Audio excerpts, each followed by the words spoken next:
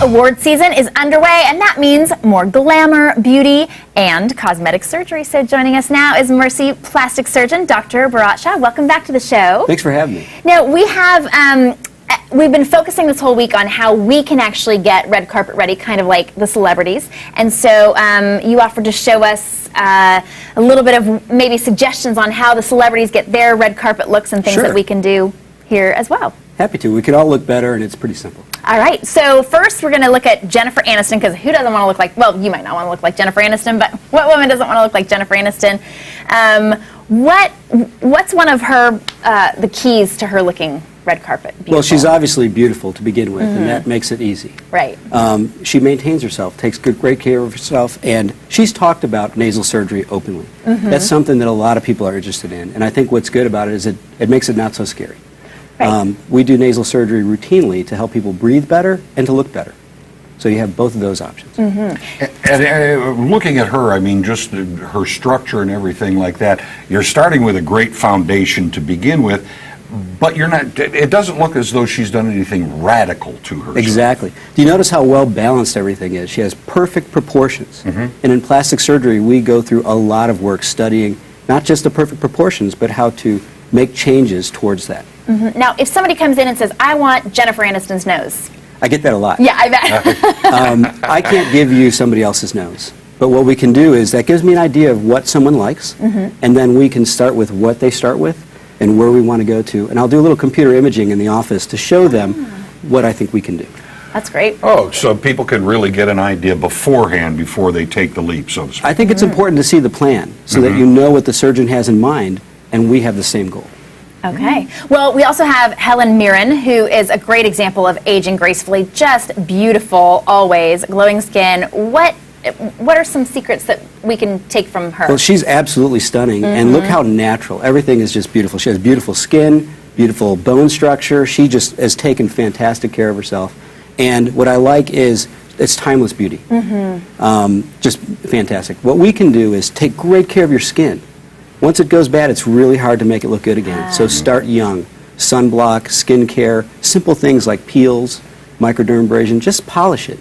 Take good care of it. Don't smoke. You know, all the good things that your mom always told you to do, they work. All right. And then also, I know for that kind of that age and even getting up to there, like Botox and fillers. Sure. I consider that maintenance. Okay. So Botox is fantastic for treating wrinkles, especially around the eyes, around the forehead, frown lines. We even do other Botox treatments to treat bands in the neck, frowning lines around the mouth. There's a lot of little subtle things we can do. So we use that Botox very frequently, and that is a quick in and out procedure, 5 to 10 minute visit.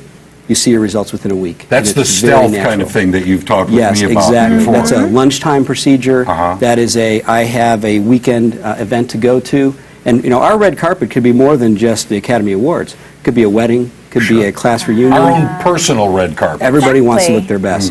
That's your best chance. Now, you have something new here, too, because when you're talking about filler, everybody imagines sticking these needles in, and you know, people are afraid of needles. So we do a lot of Botox and Dysport injections, and those are the medications that smooth the muscles. But what we also do a lot of is filler injections, okay? Now, filler injections are used to plump up areas where we lose volume. It could be around the cheeks, could be in these lines here, and we just build up areas that over time shrink up, and those wrinkles that come up.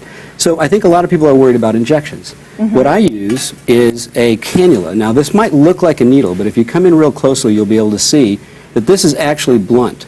Okay, and I can actually work around corners, and I can work around nerves and blood vessels without poking them. And it's like really hair painless. thin. It's really painless. So what's nice about this technique is another quick 5 to 10 minute procedure in the medical spa.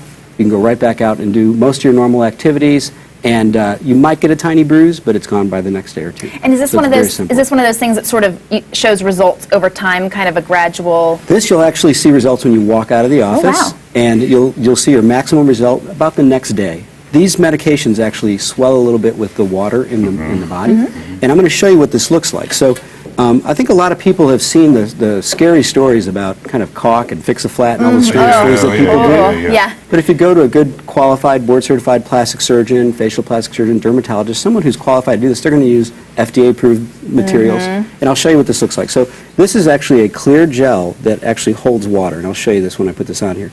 So if you see it, it kind of looks like water. And because it's clear, you don't see it in the tissue. Can you move your hand around just a little, see if So they can see it's that? kind Yeah, of there you go. almost like See a it. diamond-like consistency. Yeah. And it's a gel, and that gel replaces some of the volume in our tissue so that we can build up the cheeks, build up those folds. But it's not an invasive thing that you're putting in someone. As we've all heard the stories, as you said, about caulk and that kind of thing. Now this is a very tiny little cannula, and I mean it's as thin as almost an eyebrow hair. It's very thin. And real natural looking too then, because you can place it exactly where you want to. Thank you so much, Dr. Shaw. Thank you so much. We All right, appreciate it. we're going to take a quick break.